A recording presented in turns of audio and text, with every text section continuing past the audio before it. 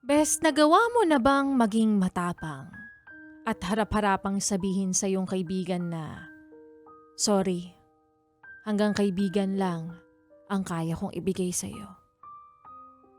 Heto na, ang Laika Barista Moments natin na pinamagatang Friend Zone.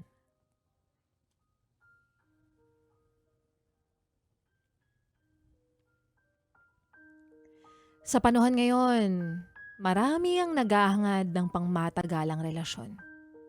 Relasyong kontento, walang sakit sa ulo at yung relasyon na hindi mo mararamdamang maghinala o kailangang bantayan pa.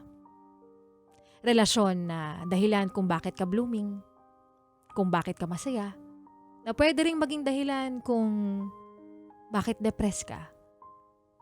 Pero ang bawat isa sa atin ay may kanya-kanyang gusto o napupusuan. Kaya may mga taong hindi talaga pinagtagpo para magkatuluyan at hanggang pagkakaibigan lang. Parang tayo. Dahil hanggang kaibigan lang ang kaya kong ibigay sa'yo. Ramdam ko yung ilang beses mong pagsuyo, ilang beses mong pagbibigay ng motibo na ako ang type mo. Pero ilang beses ko ring tinanggihan kasi ayaw kitang masaktan. Pero hindi naman ibig sabihin nun ay hindi ka nakamahal-mahal. Sadyang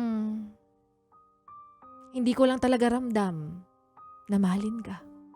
Na minsan, nami-misinterpret ng iba na kapag sinabing mahal kita na ang ibig sabihin ay mahal ka lang pala bilang kaibigan at sasabihin paasa ka. Kung pwede ko lang sanang turuan yung puso ko. Bakit hindi na lang ikaw yung piliin ko? Ayoko maging abusado. Mabuti na tong honest ako sa'yo kaysa naman maramdaman mong pinapaasa kita tapos sa huli busted ka rin pala. Kaya pagkakaibigan, yun lang. Ang aking kaya.